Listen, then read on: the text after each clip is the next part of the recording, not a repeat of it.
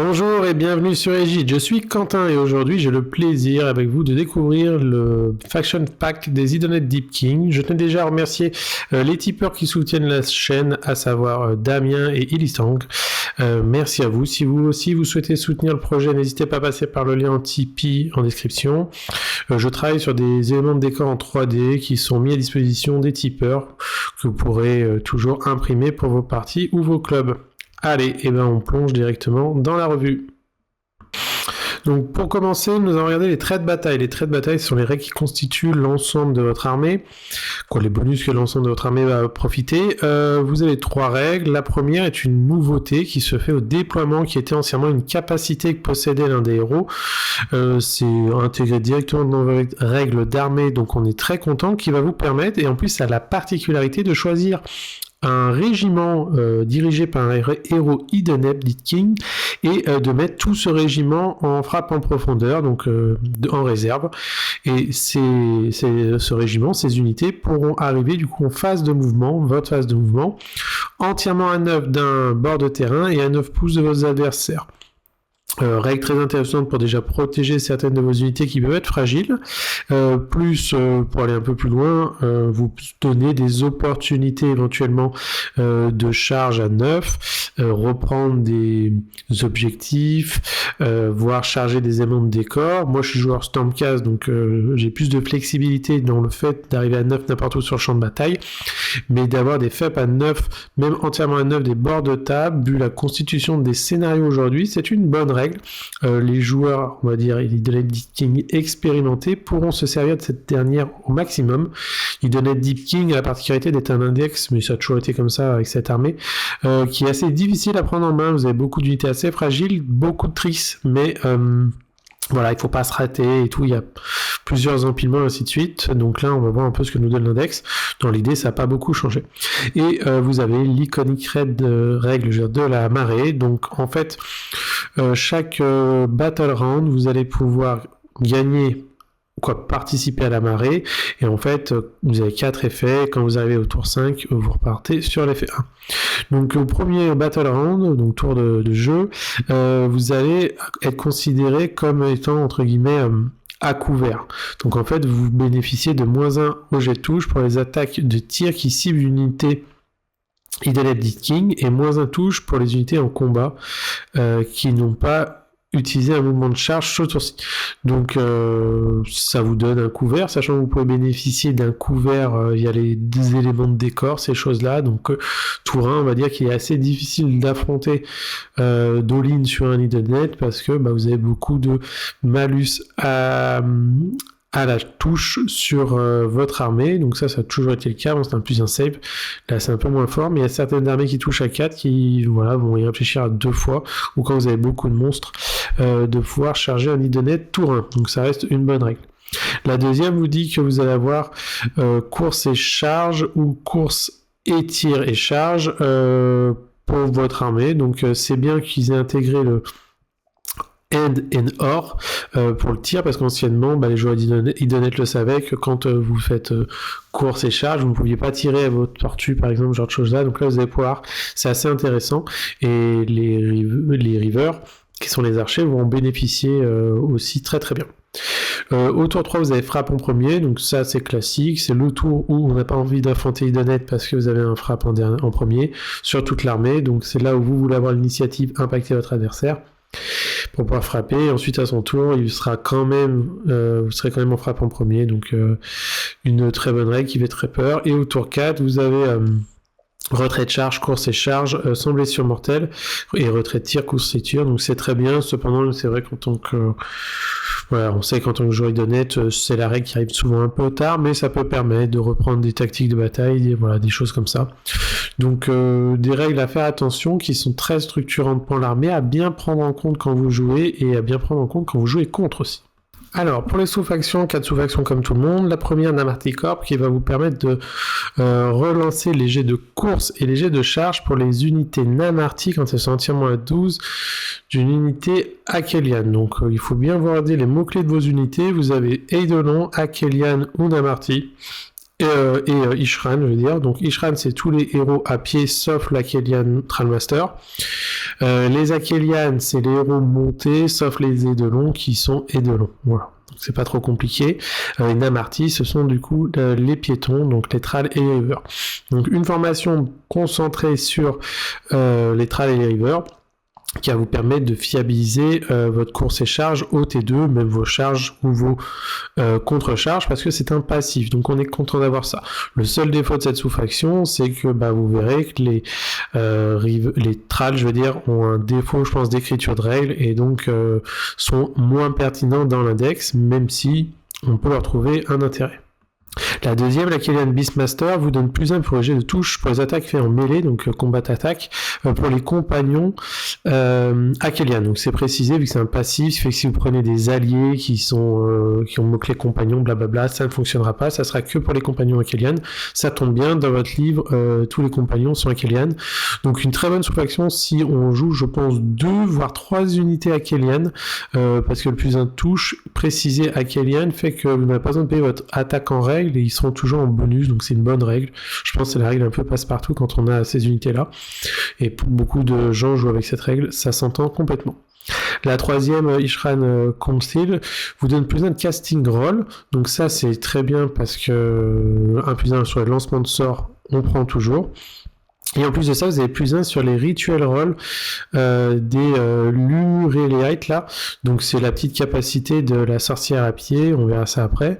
Cependant, vous devez être à 3 pouces d'une unité Isharan. Donc Isharan, ce sont Other, une autre unité Isharan, donc ce sont les unités piétons. Donc je pense que si vous partez sur un build à base de pas mal de piétons, le concile s'entend complètement, parce que vous allez vous retrouver avec plus 1 sur le lancement de sort, sur des sorciers à pied qui sont que niveau 1. Mais vous avez l'Otan qui vous donne plus 1, donc ça peut faire plus 2, ça commence à être pas mal, et plus 1 pour la petite sorcière à pied, pour fiabiliser ses rituels, c'est cool, donc je pense que sous certaines conditions, c'est une très très bonne sous-faction, parce que vous avez des bons sorts aussi, donc ça s'envisage complètement si vous souhaitez pas fiabiliser les Namartis ou vos compagnons. Et la dernière, c'est le classique 3 unités Deep King infanterie ou cavalerie, donc là c'est pas mal parce que vous avez le mot-clé cavalerie, qui sont à 3 pouces d'un terrain, vont pouvoir être retirés du champ de bataille et replacés en réserve, donc je pense qu'elle est elle est très forte comme règle, parce que vous allez pouvoir protéger des unités. On vous demande seulement d'être Deep King infanterie ou cavalerie entièrement à 3 d'une feature de terrain, donc quand vous êtes dans une forêt, un terrain, faction adverse, des choses comme ça, repartir en frappe en profondeur, c'est une bonne règle. Par exemple, vous faites la tactique reprendre un élément de terrain, vous mettez entièrement à 3, et à la fin du tour suivant, si c'est votre adversaire qui joue par exemple, vous pouvez repartir, donc ce ne sont pas des unités qui vous ont coûté du mouvement ou quoi que ce soit, donc c'est plutôt bien, mais une fois de plus c'est dépendant de vos tables de jeu, de vos scénarios avec qui vous jouez, car le entièrement à 3 peut être un petit peu compliqué à mettre en place. Alors, pour les traits héroïques et artefacts 3, comme tout le monde, ils sont assez intéressants, donc vous êtes content d'avoir ces choses-là en idonet, parce que vous pouvez répondre à plusieurs types de jeux. Le premier est un passif qui vous dit que vous n'êtes touché en combat que par des jets de touche non modifiés de 4, 5, 6. Les 1, 2, 3 sont des échecs. C'est correct, mais bon, c'est pas non plus exceptionnel, on va dire, voilà, de manière générale, même quand vous touchez à 4 sur les héros qui peuvent porter ce passif, ça va pas non plus les sauver. Je pense que sur un Eidolon, tempête ou mer, pourquoi pas, ça peut donner un peu de survivabilité, mais c'est pas non plus exceptionnel, ça reste une bonne règle. La suivante vous donne plus 1 de perforation d'armure sur les héros, donc là ça va plutôt être un Eidolon qui va porter ça. C'est pas mal pour fiabiliser son close, sachant qu'en plus on vous demande pas de prendre une arme, c'est cette unité, les armes de mêlée ont plus un reine anti-rond, donc c'est plutôt bien. Ensuite le troisième qui va vous demander à la fin de n'importe quel tour de prendre une unité visible à laquelle les dommages ont été alloués ce tour-ci par une habilité et vous allez réduire de D6 le control score. Donc il faut avoir pu faire des dégâts, mais c'est visible, c'est surtout le champ de bataille. D6 c'est random, mais je pense que si vous savez pas quoi prendre, c'est le meilleur des trois entre guillemets, si vous n'avez pas une unité combattante, pour pouvoir tout simplement réduire un peu l'OC. Ça peut faire les tricks de mouvement, c'est intéressant. Et pour les traits et les artefacts, donc le premier est un passif qui vous dit que les armes autres que donc les armes qui ne sont pas des armes compagnons, donc les compagnons ça ne les affecte pas, n'ont pas de weapon ability, donc vous perdez les crit to hit, les mortal wound, les plus un rain et ainsi de suite. Donc intéressant si on combine ça par exemple à l'autre passif défensif, ça vous fait 2 trucs de défense, pourquoi pas, ça peut être sympa parce qu'on sait que les crits mortels, les plus un rain, les machins, ça, il y en a quand même pas mal dans le jeu, donc ça reste un bon bonus. Vous avez sinon celui-là que j'aime beaucoup quand on joue de la cave, c'est en n'importe quelle phase de mouvement, vous allez soigner de D3 tous les Idol Deepkin en combat de range. Donc par exemple sur un héros, un Eidolon, ou un Killian King, je suis pas sûr parce que ça fait pas grand chose, mais en tout cas un héros qui a pas mal de mouvements, pouvoir soigner de D3 votre cavalerie à toutes les phases de mouvement, donc ça permet de soigner des dégâts que vous avez pris par-ci par-là. Vous avez quand même multi-PV, donc c'est pas mal du tout, je trouve très intéressant. Et le dernier qui soustrait de 1 le lancement de sort des ennemis sorciers quand vous êtes à 18. Donc là pareil, c'est très situationnel, il faut un héros qui puisse le porter, donc ça sera plutôt un Eidolon, mais moins un casting roll, c'est assez fort, surtout que vous pouvez bloquer facilement vos adversaires quand ils lancent des sorts au tour adverse, ils ont -1, donc -2, vous êtes obligé de vous projeter, mais dans voilà, un Eidolon, je veux dire, il ira se projeter, donc je trouve que il n'y a rien d'exceptionnel dans l'idée que c'est cassé, ça détruit le jeu, mais c'est des artefacts et des traits de coup qui sont très intéressants à l'usage et qui peuvent polariser votre game, donc c'est ce que je vous dis, Idonette c'est très technique, il faut vraiment réfléchir à tout ce qu'on fait et les artefacts et les traits de coup vont dans ce sens-là. Alors pour les sorts, lancement de 6, 6, 7, mais vous avez vu on peut avoir des bonus aux conditions ainsi de suite, et 6 on va dire que c'est correct comme lancement. Le premier c'est un unlimited je veux dire, donc c'est très bien, vous allez être content parce que souvent vous allez jouer 1 voire 2 sorciers, et donc ça vous permet sur un 6 tout simplement de faire retirer le champ de bataille une unité et la replacer n'importe où, à plus de 9 de vos adversaires, donc c'est entièrement à 12. Avant c'était que les héros qui pouvaient le faire, maintenant c'est n'importe quelle unité, donc vous allez pouvoir téléporter des archers, votre cave, je sais pas, une tortue, vous repositionner, même téléporter le sorcier lui-même, et au tour après il peut le faire, hein, et ainsi de suite, et ainsi de suite, donc très bon sort illimité, la FEP, on est content de l'avoir, et vous pouvez au tour adverse repositionner les écrans, reculer, et ainsi de suite, comme je vous le dis, donc voilà. On est content de ce sort qui sont en illimité. Le deuxième, va vous demander de choisir une unité à 12 pouces, donc 12 pouces c'est un peu court. Vous allez soustraire 1 aux armes, la pénétration d'armure des armes de mêlée jusqu'au début de votre prochain tour, donc moins en range ça reste bien. Il y a des sorts qui sont un peu plus forts dans d'autres domaines, mais bon on est content, c'est vrai que par contre 12 c'est un peu court. Donc à voir si on expose autant que ça nos sorciers, parce que il y a des sorts qui se lancent sur du 12 qui sont des frappes en dernier par exemple, ou frappes en premier, bon là on aurait pu avoir quelque chose qui se lance sur du 18, surtout que c'est pas en illimité. Et la dernière, Pression of the Deep, qui vous dit de choisir un ennemi à 18, et c'est l'anti-masse, 5+, une blessure mortelle. C'est intéressant, on est content d'avoir ça dans son livre de sorts. Bon après c'est avec 7, ça reste peut-être un peu cher pour ce que ça peut faire, mais bon en tout cas voilà, 3 sorts intéressants à utiliser à bon escient. Vous n'avez pas de sort persistant pour le moment, cependant il y a des bruits de couloir qui courent comme quoi cette année ça serait l'arrivée des nouvelles unités Idonette Deep King avec des Endless Spell, donc on croise les doigts pour que les rumeurs soient vraies. Alors, vous avez aussi un décor de faction, donc malheureusement pour tous ceux qui ont 2 bateaux, notamment beaucoup de joueurs de NetBeatKing, parce que vous aviez la possibilité d'en invoquer, c'est plus possible aujourd'hui, donc ça c'est très triste que Games n'ait pas pensé à ça, mais en tout cas, il est là, il reste ça reste un bon décor dans le sens où c'est 7 PV en save à 4. Votre règle de déploiement va vous demander en phase de déploiement le setup sur le champ de bataille. Vous avez la possibilité de le mettre comme avant, en une fois le bateau ou en deux fois en deux pièces séparées. Là, il y a une petite particularité qui est très intéressante qu'il faut bien prendre en compte, c'est que le bateau, si vous le mettez en une fois, vous n'êtes pas obligé de l'assembler. C'est deux éléments qui doivent être within 3. Donc en fait, vous pouvez poser votre bateau assemblé si vous voulez un gros bloc, mais vous pouvez laisser un petit trou de 3 pouces entre les deux, 2,9. Si vous voulez l'étendre. Donc c'est assez intéressant, je trouve, comme règle, parce que ça peut vous permettre de faire des tricks, surtout qu'on vous demande pas de le mettre en ligne droite, mais vous allez pouvoir le mettre en L, comme ça, vous voyez, donc bloquer vos adversaires. Attention, vous allez être à 3 pouces des autres éléments de décor et des objectifs, mais c'est un bon bloquant.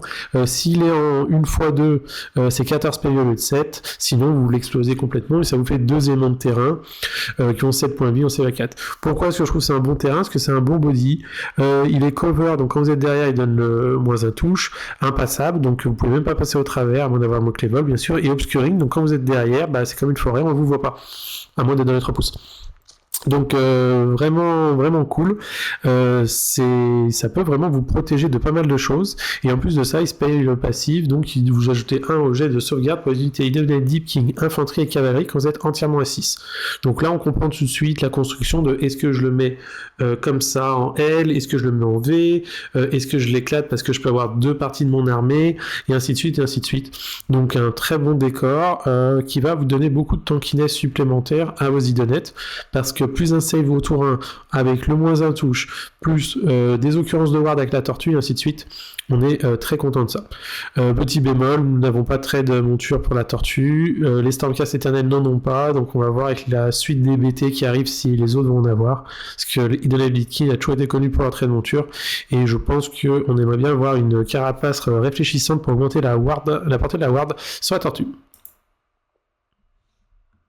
Allez, on va plonger donc directement dans les index et on va commencer avec l'Eidolon of the Storm. Donc l'Eidolon of the Storm, c'est la version combattante de l'Eidolon. 12 points de vie, save à 3, mouvement 10 avec le mot-clé vol. Ward à 5 de base, donc ça reste un bon body, 12 PV, c'est 5, ward à 5. On est content, 320 points, ça reste cher. Après, c'est toujours difficile ce genre de piège, je pense, à descendre un peu en points parce que on rentre dans des configurations au coup de poing qui, par rapport à d'autres unités, peuvent être dépréciés. On a quand même un bon body de combattant, 6 attaques, 3-2, moins de 2, moins 3, moins de 3 en charge. On a vu qu'on pouvait prendre l'artefact plus un raid contre les héros, donc là, il en bénéficiera complètement. La règle compagnon, non, bien sûr. Mais c'est intéressant. On est content de ce genre de body. Et pourquoi est-ce qu'on le prendrait? C'est surtout parce qu'il a toujours cette règle qu'il avait dans V3. Vous ajoutez un jet de blessure pour les unités Idoneth Deep King entièrement à 12. Donc c'est que au combat, attention. Mais c'est un bon fiabilisateur. Il va partir au combat avec vos unités, il bouge de 10, il va pouvoir combattre, donner plus 1. Il n'a pas besoin d'être engagé pour donner son plus 1 bless, donc il va très très bien apporter à votre armée. Cependant, attention, vous êtes en V4, donc toutes les unités compagnons ne bénéficieront pas de cette règle. On comprend, on connaît le fait que c'est un peu moins important qu'en V3, mais ça reste une bonne règle. Lui n'en bénéficiera pas, bien sûr, parce qu'il est déjà en bless à 2, à moins qu'il tombe contre des unités qui mettent moins un bless, il aura toujours sur sa lance ce plus un bless. Il a un petit rampage qui vous demande de choisir un héros en combat avec lui, et sur 3+, vous avez frappe en dernier. On a beaucoup de pièces centrales dans les constructions d'armées, Be'lakor, Archaon, Teclis, des héros Stormcast, Karazai, Krondiz, voilà, vous avez beaucoup de ce genre de choses-là. Donc quand vous chargez, mettre un frappe en dernier sur un 3+, c'est un bon rampage. On aurait peut-être aimé avoir un rampage qui peut s'appliquer à tout le monde, genre 2+, des 3 blessures mortelles, et si c'est un héros, frappe en dernier. Mais bon, voilà, c'est dommage, c'est comme ça.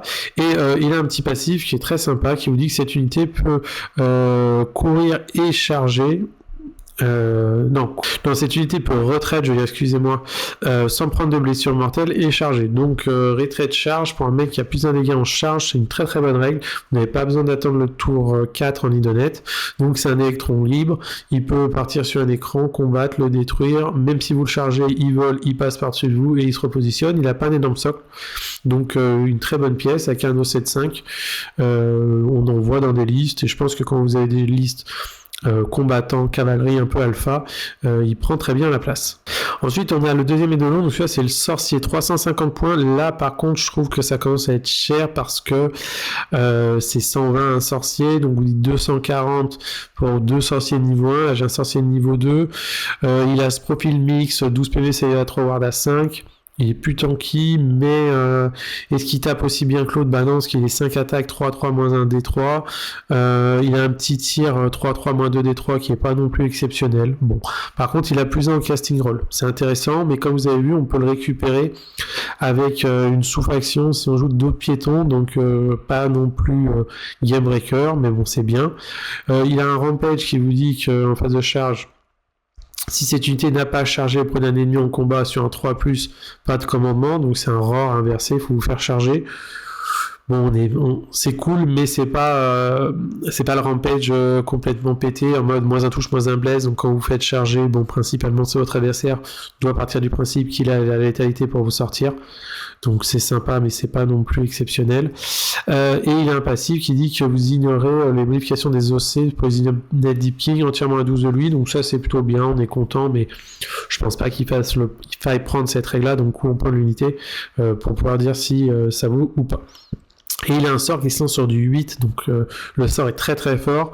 Vous allez choisir 3 unités visibles à 12 et vous leur mettez moins un save pour les combats d'attaque, donc c'est seulement corps à corps. C'est très fort parce qu'en fait, ce personnage-là avec ce sort-là va vous faire passer tous les paliers que vous ne passez pas parce que vous n'avez pas beaucoup de pénétration d'armure, comme énormément de BT en V4. Donc pour moi, c'est on va dire que ce sort justifie son coup en point, justifie l'usage de ce personnage. Vous allez vouloir lancer ce sort tout le temps. Heureusement que vous avez un plus 1 pour le casse, parce que sur du 8, c'est très dur à passer. Vous allez très difficilement le passer au tour adverse. On va essayer de jouer au maximum avec les places de pouvoir pour avoir plus 2. Et là, devenir un sort qui se lance facilement. Mais voilà, joueur honnête, vous le savez, vous l'aviez en V3. Quand ce sort passait, vous étiez très heureux. Quand il passait pas, c'était difficile. Par chance, la V4 fait que vous n'avez pas de bonus à la dissipation. Donc, si vous passez votre 8+, normalement, il y a des chances que le sort passe. Cependant, voilà, vous le savez, c'est assez difficile. Voilà, moi, je fais mes listes avec parce que ce sort est très bon. Et que c'est un sorcier niveau 2, et que vous avez vu, on a des bons sorts tels que la téléportation et le moins un rend. Bon, principalement, je pense qu'on fera de la téléportation et ce sort-là, ou alors ce sort-là et les spells. Couplé un Purple Sun, ce sort-là commence à être très très sexy. Je pense pas qu'on aille chercher non plus des spells trop élevés, peut-être d'autres primales ou les mécaniques, voilà, mais en tout cas ça reste une bonne pièce. On aimerait qu'il descende un chouille 330 pour redevenir un petit peu plus intéressant, mais en tout cas moi je le prends dans mes listes. Pour moi c'est un très bon sorcier. Ensuite nous avons Volturnos. Donc Volturnos avait eu beaucoup de mal à trouver sa place dans la V3.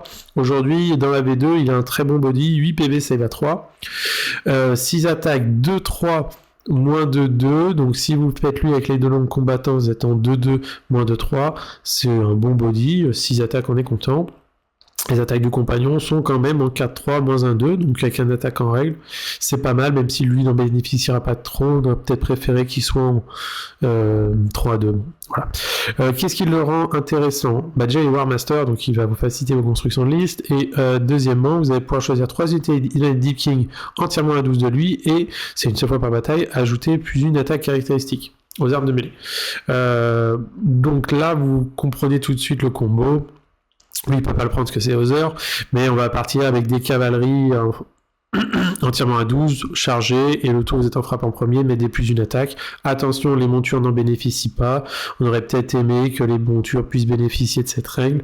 270 points, ça reste quand même cher pour ce personnage-là. Mais lui, il vous apporte un plus 1 to hit roll pour les attaques faites en mêlée par les Idolets Deep King. Donc lui et les Eidolons, vous êtes en plus 1 touche, plus 1 bless. Ça fiabilise énormément votre armée. Et le plus une attaque fait que ce tour-là, vous serez golden. Alors là, on commence à aller dans une construction extrêmement chère avec les 2 édolons, plus lui, pour avoir le moins un save, blablabla, vous commencez à comprendre l'idée.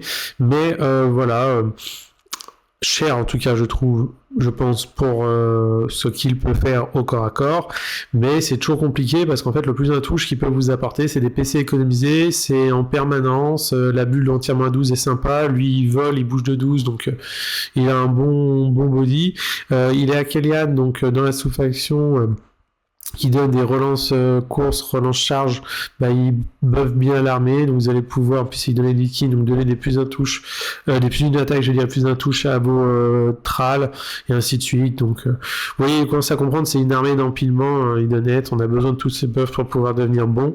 Petit bémol, vous vous rendez vite compte quand vous jouez contre d'autres armées que certaines armées font ce que vous faites en mieux, mais quand vous arrivez à tout aligner, c'est très satisfaisant par rapport au mouvement, et ainsi de suite, à piéger vos adversaires dans ce jeu-là. Et en plus de ça, il a le bénéfice d'avoir une ward à 3 contre les blessures mortelles infligées par les sorts, les prières et les manifestations, donc intéressant pour le protéger de la magie, on va dire, mais c'est pas non plus game breaker à ce niveau-là. Ensuite, nous avons la version non nommée du même body et la Kellyan King, donc c'est 180 points. En fait, pour moi, ce personnage-là, il a beaucoup de mal à trouver parce que sa place, parce qu'il n'apporte pas de bonus, comme vous pouvez le voir, pas de plus un touche, pas de plus un bless, blablabla. Il a une réaction quand il combat, vous faites combattre une unité cavalerie à 3 pouces, mais il leur donne même pas de plus un touche, même pas de plus un bless, donc finalement, vous le payez pour faire une double activation qui n'est pas exceptionnelle. 180 points, c'est cher, je pense qu'on préfère avoir une autre unité à la place. Il vous débloque même pas spécialement on va dire, de construction d'armée ou quoi que ce soit. Au corps à corps, vous voyez, c'est 5 attaques, 3-4, moins 1, 2, moins 1, 3. Si vous réussissez votre 2+, vous faites des blessures mortelles à la charge, mais il faut avoir chargé, et du coup, vous êtes passé en moins 2. C'est cool, mais vous blessez à 4, ce qui fait que contre des armées qui mettent moins 1 bless, vous êtes à 5. Si vous n'avez pas les deux longs à côté de vous, il va mal combattre, donc c'est un mauvais combattant, il buffe pas. Ça me fait penser à pas mal de profils Stormcast dans les BT entre guillemets que vous pouvez retrouver. Ces héros qui n'apportent pas grand chose, donc moi testez-le si vous voulez faire le combo avec l'Eidolon qui est à côté qui peut lui donner un plus un bless pour être en 3-3. Moins 2-3, mais c'est que 5 attaques. Voilà. Moi, je le trouve un peu compliqué, en tout cas, pour justifier aujourd'hui dans l'index. Ensuite, nous avons la tortue. Donc, la tortue, ça a toujours été une très bonne pièce en Idonette. Toujours Idonette, on en voit une. Il y avait le combo marrant en V3 où vous pouvez passer ligne en jeu 3. C'était sympa, ça coûtait très cher, mais c'était joli sur table. Aujourd'hui, qu'est-ce que la tortue nous donne ? 480 points, on est descendu en dessous des 500, c'est cool. On voudrait qu'elle arrive à 440, je pense. Ça serait pas mal, voire 400. 16 PV save à 3 avant de faire save à 2, donc on a perdu un peu. Comme je l'ai dit, il n'y a pas de trait de monture, donc vous perdez tous les moins 1 reine qu'il y avait avant, le fait d'étendre la carapace et ainsi de suite.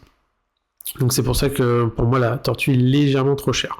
Cependant, ça reste un peu compliqué à équilibrer parce que vous avez un très bon passif qui fait que quand vous êtes entièrement à 6 de la tortue, vous avez une ward à 5. Donc les joueurs Idonette savent que la tortue protège facilement votre armée. C'est vrai que le entièrement à 6 c'est un peu court.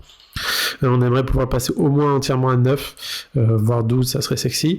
Mais voilà, on comprend que les Idonette Deep King, la cavalerie qui ont des petits socles vont pouvoir se mettre entièrement à 6 de la tortue, les trals, les rivers, ça c'est un classique, et ce tout va être en ward à 5. Donc quand vous êtes en save à 4 ou save à 5, ward à 5, moins 1 touche, vous comprenez, vous pouvez avoir plus 1 aussi avec le décor de faction, donc si vous positionnez bien, avoir plus un save, ward à 5, ça fait beaucoup de combos. Idonette se défend très bien chez lui, on l'entend. Voilà. Est-ce que quand vous quittez votre château, vous avez autant de survivabilité ? Sûrement pas, mais bon, Idonette, on connaît le gameplay.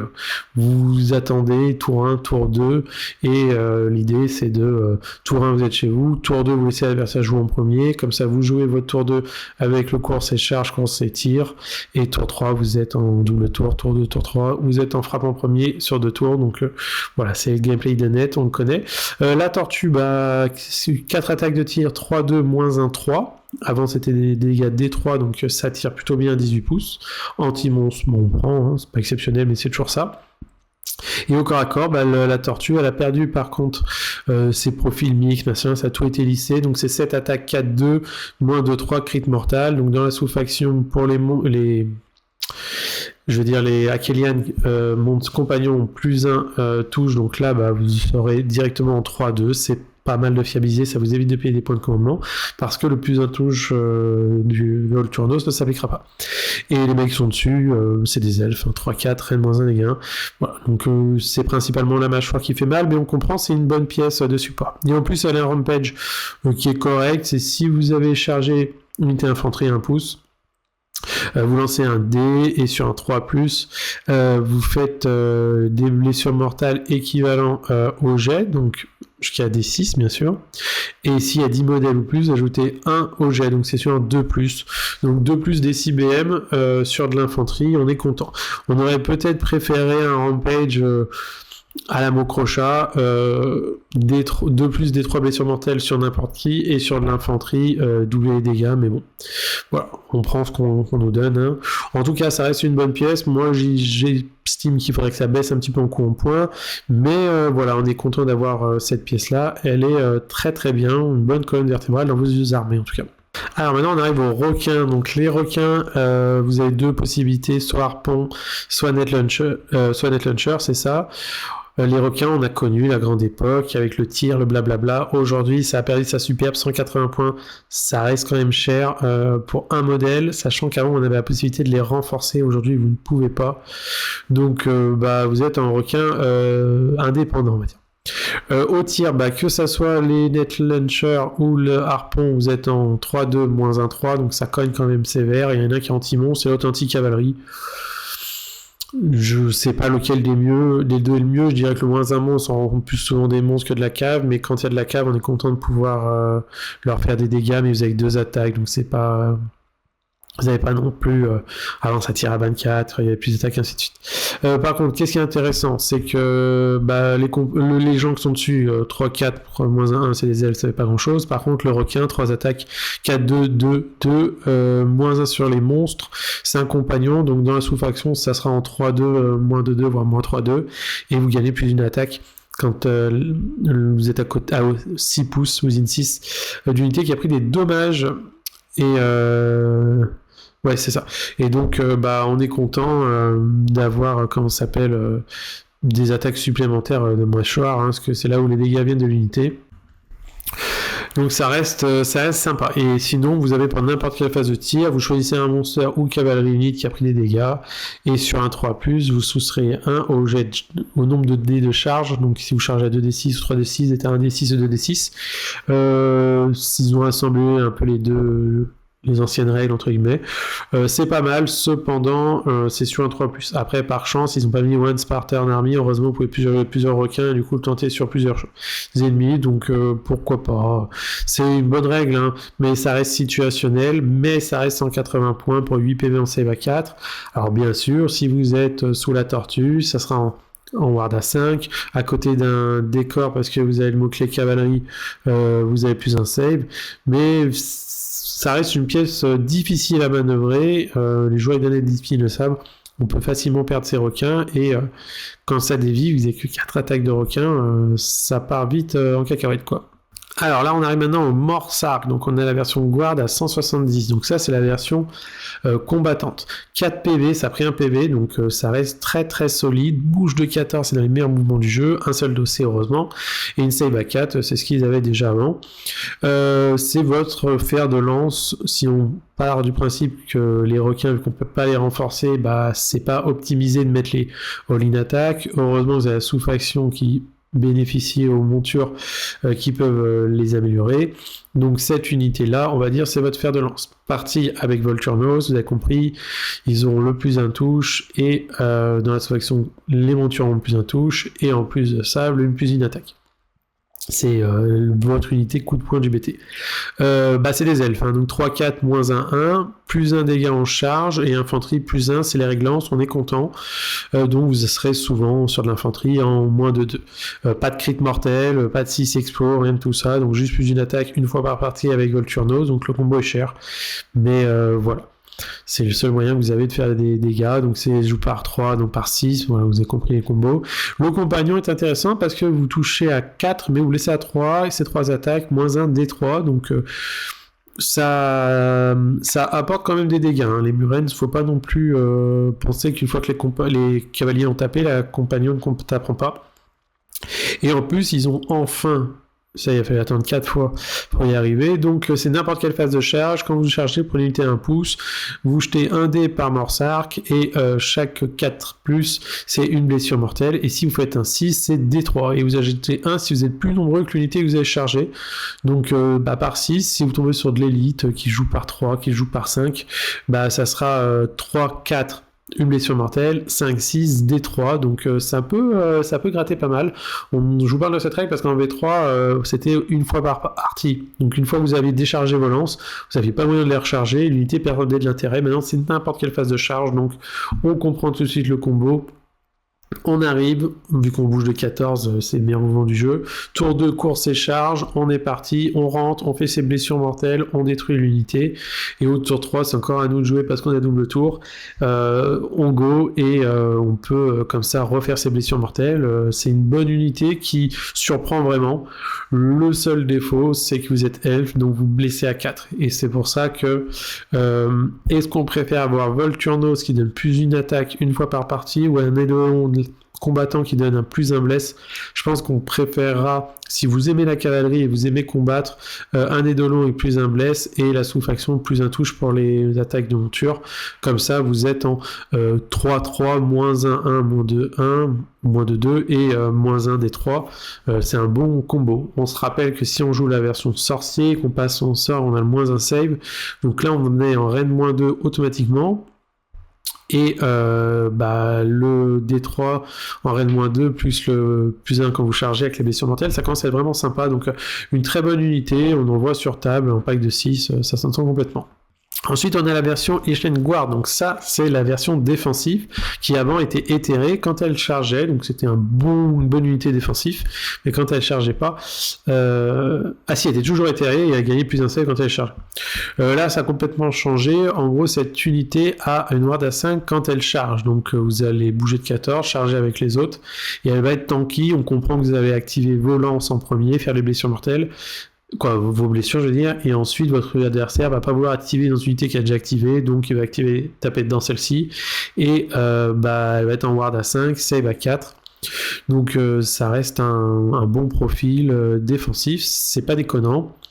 Là on sait pas pourquoi les sabres c'est 3 attaques, alors que les lances c'est que 2, bon, par contre vous êtes en que en dégâts 1, mais reine moins 1 quand même contre l'infanterie.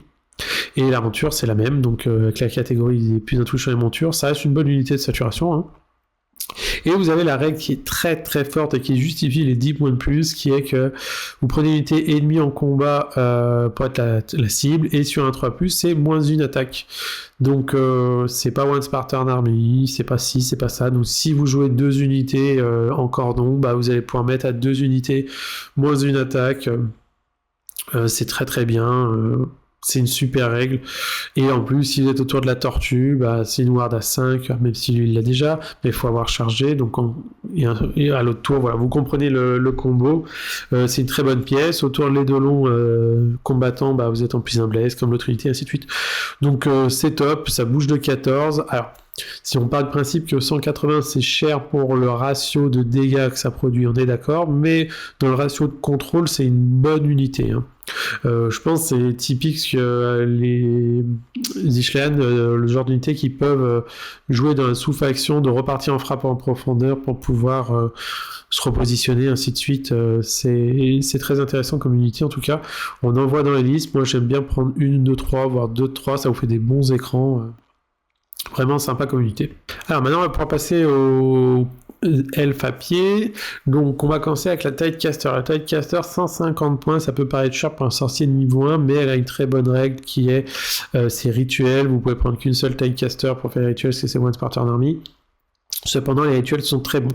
Donc c'est sur un 3+, ça est trop chiant les 3+, on connaît. Cependant, vous avez vu avec la sous-faction, quand elle a 3 pouces d'un héros à pied, vous avez +1 sur vos jets de récitation, de lancement de sort, et +1 sur ses rituels.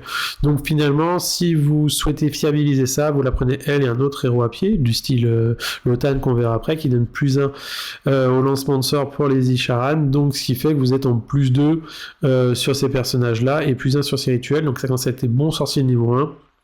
Et qu'est-ce que vous faites les rituels? Et bien vous choisissez entre l'un des trois, donc soit tous les modèles Idoneth entièrement S12 d'elle ne peuvent pas être ciblés au tir, donc très très fort contre les armées de tir, hein. Il n'y a pas de... vous ne posez pas la question, voilà, il n'y a rien de plus à dire, quoi. Mais c'est entièrement 12 d'ailes. Attention à son mouvement, mais vous avez un sort de téléportation, et ainsi de suite, et ainsi de suite. Vous avez compris. Seulement, c'est qu'à votre phase de héros, donc il faudra bien le piffer jusqu'à votre prochaine phase de héros. Sinon, vous avez +1 tout le projet de course et de charge pour les Idoneth Deep King. Là, c'est sur tout le champ de bataille. Donc, on comprend l'intérêt d'arriver dans frappe en profondeur. Ça vous fait des charges à 8. On est content, c'est une bonne règle. Et tour 2, on n'oublie pas qu'on a course et charge, donc +1 course, +1 charge, on se retrouve avec des unités qui ont +2 techniquement, donc c'est un très très bon buff. Et le dernier qui dit qu'à chaque fois que votre adversaire va utiliser une retreat ability, il prendra D3 blessures mortelles, donc on sait que normalement un retreat ça vous fait D3, donc là c'est 2 D3, et même si votre adversaire ne prend pas de blessures mortelles sur la retreat, il en prendra quand même, donc c'est des armées comme Nighthawk qui ont retreat charge, des choses comme ça, ça commence à être bien chiant, donc... voilà, ça reste dans l'ADN Idoneth, c'est-à-dire beaucoup d'occurrences situationnelles, mais si vous arrivez à bien gérer ces choses-là, vous êtes très content d'avoir ce genre de personnage, et en plus de ça, les sorciers niveau 1, donc comme je vous dis, c'est correct pour son cours. Donc Lotan, 100 points, c'est pas cher, et en plus il peut être pris par beaucoup de héros en unité auxiliaire, là. Donc on est content. Lui, il n'est pas sorcier. Donc ça, c'est le petit défaut de ce personnage-là. Par contre, il donne +1 casting roll pour les Ishran Holy Within 12. Donc si on prend la sous-faction, on prendra lui, parce que c'est le moins cher, entre guillemets, et comme ça, vous avez votre +2 sur votre Tidecaster, ce qui est plutôt cool. Et il donne 3 dossiers aux Idoneth Deep King Holy Within 12. Donc on commence à avoir une construction avec des petits héros, où lui, il passe à OC5, la petite dame qu'on avait passe à OC5, vos unités, blablabla, ça monte. Donc dans je pense une construction avec la tortue en bulle défensive dans votre château, tout ça, on a quand même des trucs qui vont bien chier. On aurait peut-être aimé qu'il passe, comment ça s'appelle, sorcier niveau 1, lui aussi, ça aurait pas été déconnant, mais il aurait été peut-être un peu plus cher à 120 points. Situationnel, mais dans certaines constructions de liste, une très bonne pièce. Ensuite, vous avez le Soulscryer, donc lui, il y a aussi Ishran, donc si on part du principe qu'on ne prend pas Lotan, on prendra lui, voire les trois, hein. À côté de la Tidecaster, vous avez 2 sorciers qui ont +1 au lancement de sort, donc c'est pas mal du tout. 120 points, donc il a une unité de tir de merde, il l'a toujours eu, au corps à corps c'est toujours un C, ça change pas. Qu'est-ce qui fait qu'on va prendre ce personnage-là? Et bien on va prendre ce personnage-là pour sa capacité de frappe en profondeur, qui vous dit que vous allez pouvoir setup, donc placer entièrement à 12 de cette unité, vos unités qui arrivent en frappe en profondeur, et à plus de 7 de vos ennemis. Donc là, on commence à comprendre l'intérêt de ce personnage-là, parce que vous pouvez mettre par exemple ce personnage en frappe en profondeur, avec par exemple des tralles, on va dire un pack de 20, arriver entièrement à 9 du champ de bataille avec ce personnage-là, à plus de 9 de vos adversaires, entièrement à 12 votre unité, à plus de 7. Si vous avez fait le rituel, +1 course, +1 charge, ça vous fait une charge à 6, et donc des charges à 6 relançables, c'est beaucoup mieux que des charges à 8 relançables. Donc c'est une très bonne pièce pour ça, on est content, et en plus de ça, je pense qu'on peut vraiment l'optimiser dans la sous-faction quand on est Holy Within 3, de repartir en frappe en profondeur, parce que lui pourrait toujours repartir en frappe en profondeur après, et éventuellement revenir votre prochaine phase de mouvement et remettre une unité et ainsi de suite. C'est une bonne pièce. Construction de liste dépendante, bien sûr. Et il a le petit trait qui est sympa, une fois par tour. Vous pouvez prendre une unité ennemie à 18 pouces de lui, et sur un 3+, vous ajoutez un projet de combat, jet de blessure de combat fait par les Deep King. Donc c'est un 3+, on aurait peut-être aimé que ça puisse être fiabilisé comme si c'était un autre rituel avec un 2+ avec la sous-faction. Mais voilà, +1 bless, on comprend, hein, il arrive en frappe en profondeur, ou même s'il est sur le champ de bataille, il va pouvoir choisir un héros à 18 pouces. C'est des occurrences de 3+, ainsi de suite, mais -1 save, +1 bless, blablabla, on comprend l'empilement de règles. On aimerait tout prendre en Idoneth, tout coûte cher, donc on peut pas, mais en tout cas, si si vous avez une construction autour de l'infanterie ou d'une cavalerie, si vous jouez pas l'Eidolon combattant, bah voilà, ce héros peut compenser un peu. Donc c'est intéressant, c'est pas très cher, 120, surtout qu'il est sorcier, donc ça rentre dans cette catégorie des sorciers à 120 points. Ensuite, on a le Soul Render. Donc le Soul Render, avant il y avait une sous-faction autour de lui qui permettait de réanimer mieux des tralls. Il n'est pas sorcier. Heureusement, il a une save à 3, donc ça reste un personnage assez défensif. Il a toujours ses 4 attaques de merde d'elfe. Là, bon, c'est un petit héros, on va pas le prendre pour combattre. Il a sa règle une fois par bataille, donc attention, il faut pas vous tromper. Vous prenez un héros à 12 pouces, vous jetez 2d6, si vous battez ses points de vie, il est automatiquement détruit, donc ça peut faire des blagues, hein. Certains héros qui ont 5, 7, 9 points de vie qui viennent corps à corps, bah, vous pouvez toujours on va dire tenter votre jet, et si ça passe c'est gratuit, voilà. Par contre, pourquoi est-ce qu'on va prendre ce personnage là, bah, c'est pour sa règle en fin de tour qui vous dit que vous allez pouvoir prendre 3 unités d'Amarty différentes, donc pas 3 fois la même, entièrement à 12 de lui, et vous allez pouvoir réanimer des 3 modèles sur un 2+. Donc c'est un petit peu frustrant ce 2+, on aurait préféré que ça soit automatiquement, mais voilà, en tout cas ça permet de le réanimer, des tralls à tous les tours ou des rivers à tous les tours, c'est sympa, voilà. Donc attention, lui, le Trallmaster, il est à Kellyan, hein, donc il faut pas vous tromper, c'est pas un Ishran. 5 points de vie, c'est la 5, c'est ultra fragile, ça combat mal comme tous les elfes. Qu'est-ce que lui a d'intéressant? Bah, il a la règle à la con de quand il frappe, il fait frapper une unité de Trall. C'est même pas des rivers, il aurait pu par exemple faire frapper tout le monde. Non, c'est juste des Tralls, et ils ont même pas de bonus à la touche ou à la blesse, donc catastrophe cette règle.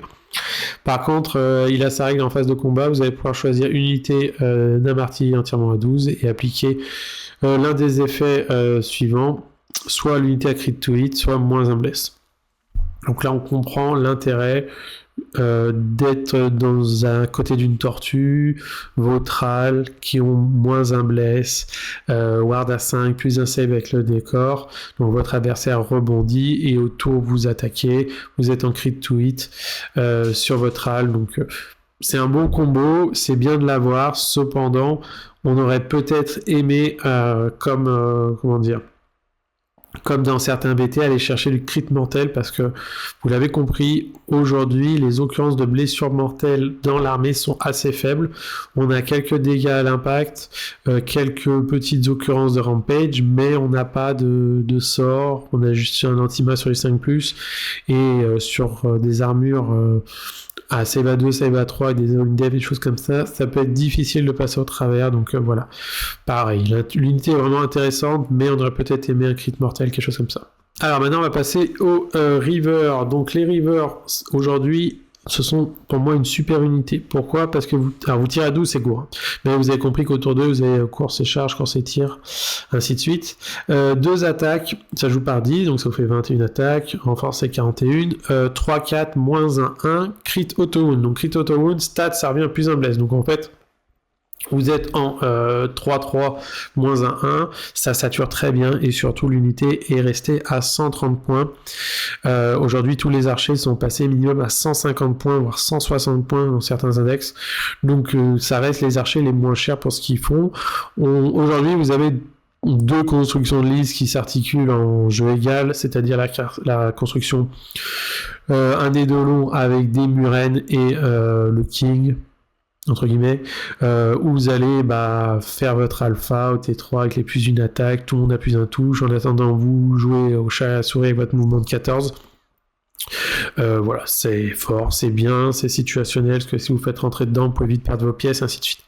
Et après, vous avez la deuxième construction qui est beaucoup plus défensif, avec une tortue et des héros à côté, vous prenez ce que vous voulez, mais surtout 2 packs de 40 rivers, voire 50 rivers, parce qu'en fait, vous saturez énormément à 12 pouces, donc vous avancez, vous tirez, vous êtes en ward à 5 à côté de la tortue, plus un save avec le décor, parce que vous jouez de manière intelligente. Vous pouvez utiliser le sort pour les téléporter, les mettre dans des situations, ainsi de suite. Donc voilà, c'est une très très bonne unité de saturation, et cette unité elle a course et charge et retraite charge et course et tir. Can shoot, ouais c'est ça. Vous pouvez quand même tirer si vous avez retraite ou courez, donc vous pouvez pas les loquer, c'est très bien. Voilà, c'est une super unité. Ça se rallie bien parce que c'est un PV. Save à 5, ça reste correct comme je vous l'ai dit, donc usez-en. Attention, ça peut peut-être monter en point à l'avenir si c'est trop spam, mais voilà. Pour moi, c'est une très bonne unité de colonne vertébrale. Un pack de 20, ça se comprend tout à fait. Il bénéficie très bien du plus d'un touche, plus d'un bless aussi au tir, parce que vu qu'il tire à 12, vous allez tirer sur les trucs à 12, donc vous allez les exposer. Donc n'hésitez pas à conserver cette règle-là de Dreadguard. Et donc on arrive à l'unité qui est toujours décevante pour moi. Games n'a jamais réussi à donner un intérêt au Thrall, c'est n'importe quoi, et là ça continue. Donc heureusement c'est 110 points, c'est pas cher, parce que ça vous fait 10 points de vie, save à 5 plus 1 avec le décor, la tortue, bla bla bla bla. Moins un bless avec le petit héros, crit to hit avec le bon héros aussi. Cependant, regardez le profil, 2 attaques, 3-4, moins 1, anti-infanterie, moins 1. Donc en fait, c'est designé pour tomber de l'infanterie, on se dit c'est cool, sauf qu'on est que en dégâts 1, on aurait aimé peut-être trouver une occurrence comme les en Stormcast d'avoir un plus 1 dégât. Non, là c'est pas le cas, et vous avez la règle qui dit que vous avez plus 1 dégât pour les armes de mêlée quand vous êtes cible est un monstre. Donc en fait, vous comprenez pas. Pour moi, il y a un vrai problème de positionnement sur cette unité. Quand vous frappez un monstre, vous êtes reine moins 1, dégâts 2. Vous n'avez pas de monstre qui est monstre et infanterie, donc vous ne serez jamais en moins de 2. Donc si c'est designé pour du monstre, c'est fait pour aller tuer des grosses pièces qui ont 16, 18 points de vie en save à 3, des wards à 5. Cependant, vous n'avez pas de crit mortal, vous blessez à 4, donc il vous faut un setup de dingue pour pouvoir être en 3-3 ou en 2-3. Vous êtes qu'en raid moins 1, donc vous n'allez pas pouvoir passer au travers des monstres qui ont se mettre des alliés de défense. Donc il y a un vrai problème pour moi sur ce War Scroll. Quand vous voyez qu'en Stormcast, pour 110 points, vous avez 10 PV, save à 3, avec autant d'attaque en 3-3, moins 2-2, voilà, pour moi il y a un vrai problème sur cette unité. C'est pas la seule du jeu, il y en a d'autres, genre les Gorgunta, des choses comme ça on sait pas trop ce qui s'est passé. En tout cas, je pense et je suis convaincu que l'unité est quand même très intéressante, pas en fer de lance. Vous pouvez bien sûr setup un pack de 20 qui va arriver à 7, qui va prendre le crit to hit avec le plus un bless. Mais voilà, parce que comme je vous dis, vous n'avez pas de blessure mortelle, vous n'avez pas la possibilité de passer dégâts 2. Si le sort passe, vous êtes en moins 2, voire moins 3 sur l'infanterie, mais que dégâts 1. Et vous êtes des elfes, donc vous blessez mal. Le problème, il est là. Cependant, ça reste 10 PV, à côté des décors, on save à 4, ward à 5, moins 1 touche au tour 1. Si vous êtes entièrement dans un décor, vous avez le couvert, et ainsi de suite, donc vous comprenez l'idée. C'est pas une pièce facile à jouer, vous allez les perdre facilement. Surtout qu'ils ont des gros socles de 32 mm de mémoire, ces bâtards, donc ils sont pas faciles à orchestrer, et ainsi de suite. Voilà. En tout cas, on essaye de jouer avec. Peut-être que avec les nouveautés qui ont été leak dans les bruits de couloir qui arriveraient pour les idonettes, ça peut leur apporter une superbe. Et si l'un BT est réécrit, refait, on peut avoir une bonne unité. En tout cas, en tant que joueur de net, je pense que vous en avez tous minimum 20. 2x10 en écran, ça reste au top. Un pack de 20 dans certaines constructions avec les héros, ça peut être sympa. Voilà. À vous de voir, moi je pense qu'il y a un problème en tout cas avec cette unité là. Donc on a fait le tour de toute l'index, j'ai essayé de vous présenter ma vision d'Idonette Deepkin, mais la manière dont moi je le joue et quand les adversaires contre qui j'ai joué jouent. On a vu beaucoup on a vu des occurrences pour contrer Nighthaunt parce que vous pouvez mettre pas mal de blessures mortelles en charge sur des unités d'infanterie, vous avez pu le voir avec ces choses-là. Cependant, faites attention, vous êtes très fragile, les échanges de trade peuvent être compliqués, vous êtes elfe, donc vous n'avez aucune récursion, vous bougez vite, mais blablabla, blablabla. Quand tout s'empile, c'est sympa, sinon ça peut manquer un peu de patate. Mais on perd pas espoir, on a vu le travail qui a été fait avec les Sylvanettes sur le up au niveau des sous-factions et des bonus qu'ils peuvent apporter. Si les bruits de couloir qu'on a entendus avec les Endless Spell, Idonette et les 6 unités annoncées sont cohérentes, ça serait vraiment top parce que l'armée est magnifique sur table. Moi c'est une armée que j'ai toujours apprécié affronter ou jouer parce que c'est sympa. Ça a jamais eu la patate que c'était censé avoir, mais on garde confiance sur ça. En tout cas, n'hésitez pas à vous entraîner dessus, ça reste une bonne armée. En équipe, ça trouve complètement sa place.